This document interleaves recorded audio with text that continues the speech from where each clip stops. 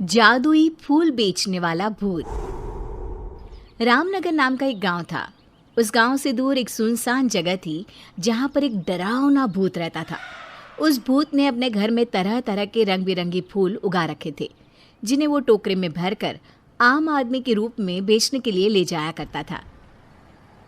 रामनगर के पास ही में एक बस स्टैंड था, जहां एक दिन वो भूत एक आम आदमी के रूप में अपना फूलों से भरा टोकरा लेकर जाता है और बोलता है, अरे वाह, फूल बेचने के लिए ये जगह तो सबसे बढ़िया है। यहाँ तो बहुत से लोगों का आना जाना लगा ही रहता है। तभी वहां एक बस आकर रुकती है और भूत जोर जोर से आवाजें लगाने लगता है। फूल ले लो, फूल, सुंदर सुंदर रंग बिरंगी फूल ले लो, फूल। तभी बस में बैठा एक आदमी फूल वाले को बुलाता है।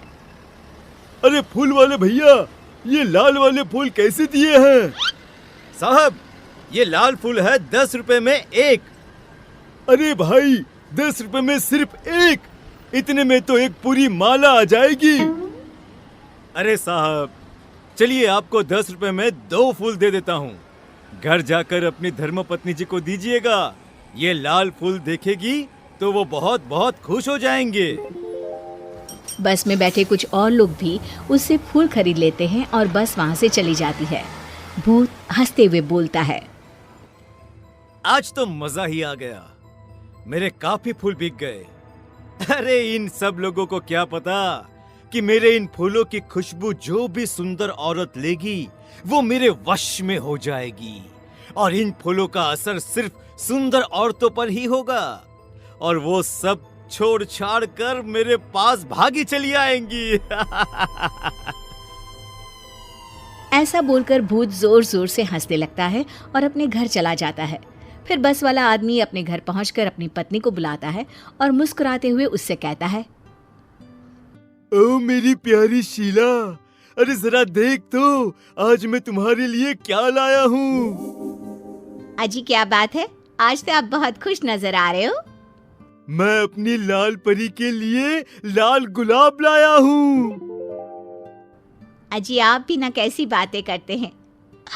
ये गुलाब तो सच में बहुत सुंदर है, इसकी खुशबू से तो पूरा कमरा ही महक उठा। ये कहकर शीला फूल अपने बालों में लगा लेती है। फिर रात को वे दोनों अपने कमरे में सो जाते हैं। आधी रात होते ही शीला अपने घर से निकलकर भूत के पास पहुंच जाती है।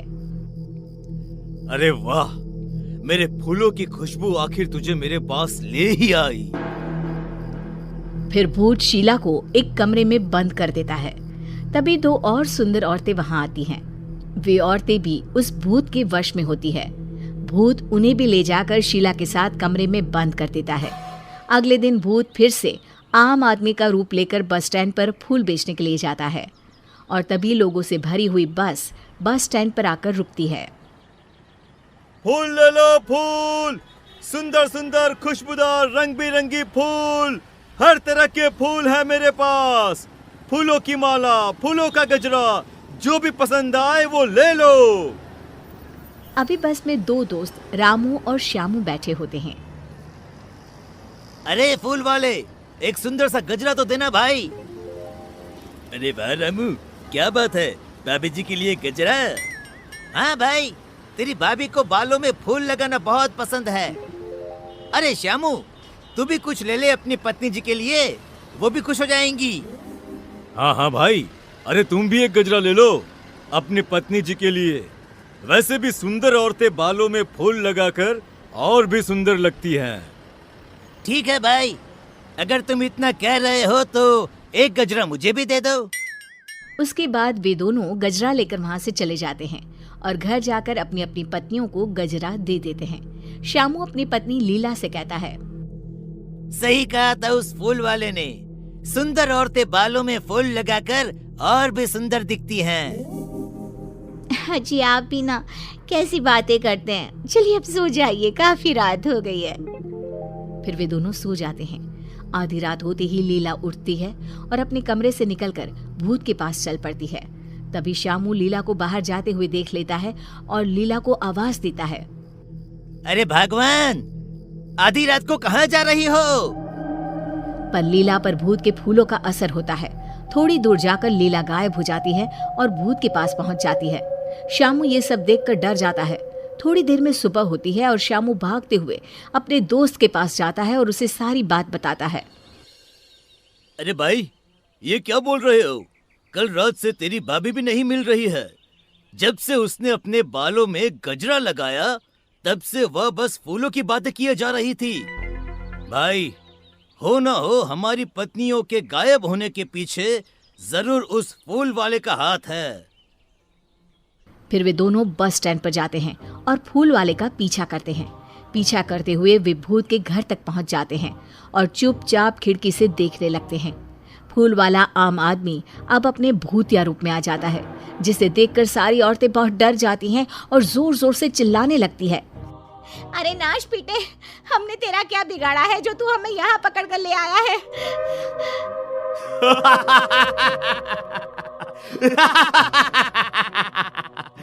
तुम सुंदर औरतों के खून से ही तो मेरे इन सुंदर सुंदर फूलों को शक्ति मिलती है। जितनी ज्यादा फूलों को शक्ति मिलेगी मैं उतना ही ताकतवर बनूंगा और फिर पूरे गांव पर सिर्फ मेरा ही राज होगा। आज आधी रात को ही मैं एक एक करके तुम सारी सुंदरियों का खून अपने फूलों में डालूंगा। रामू और श्यामू ये सब खिड़की से देख और सुन रहे होते हैं। तभी रामू बोलता है। अरे भाई श्यामू, यह फूल बेचने वाला तो भूत निकला। अब हमें इन सभी औरतों को भूत के चुंगल से निकालने के लिए कुछ न कुछ करना ही होगा। हाँ भाई, हमारी पत्नी भी तो हमारे लिए कितना कुछ करती है। आज हमारी बारी है इनके लिए कुछ करने की। ये कहकर दोनों गांव चले जाते हैं और गांव के सरपंच को सारी बात बताते हैं। तभी कुछ और लोग भी वहां आ जाते हैं। उनमें से एक आदमी सरपंच से कहता है। सरपंच जी, मेरी बीवी भी 2 दिनों से गायब है। कहीं वो भी उस भूत के पास तो नहीं चली गई? तभी रामू सरपंच से कहता है। सरपंच जी, मेरे पास एक आइडिया है। क्यों न मैं और श्यामू औरत के रूप में किसी तरह उस भूत के पास चले जाए और मौका मिलते ही उसके बगीचे से फूलों को तोड़ दे। अपनी पत्नियों को बचाने के लिए तुम सब उस शैतान भूत से भी लड़ने को तैयार हो। ये देखकर मुझे बहुत खुशी हो रही है। अरे भाई रात होने वाली है। भूत उन सब औरतों को कुछ करे उससे पहले हमें वहां पहुंचना होगा। ये कहकर सभी वहां से चले जाते हैं। रामू और श्यामू साड़ी पहनकर भूत के पास जाते हैं। अरे वाह, आज तो मजा ही आ गया। तुम दोनों कितनी सुंदर हो कि सबसे पहले मैं तुम दोनों का ही खून अपने फूलों में डालूंगा। भूत ये कहकर जोर जोर से हंसने लगता है। अरे मर गया रे नास पिटा, अरे सबसे पहले हमें ही मार डालेगा। रामू मौका देखकर सरपंच और गांव के बाकी लोगों को भूत के फूलों के बगीचे में ले जाता है और सभी मिलकर फूलों को तोड़ देते हैं। जैसे ही फूल टूटते हैं भूत जलने लगता है और जोर जोर से चिल्लाने लगता है। तुम दोनों ने मेरे साथ धोखा किया है, मैं तुम दोनों को नहीं छोड़ूंगा। आखिर भूत राख में बदल जाता है।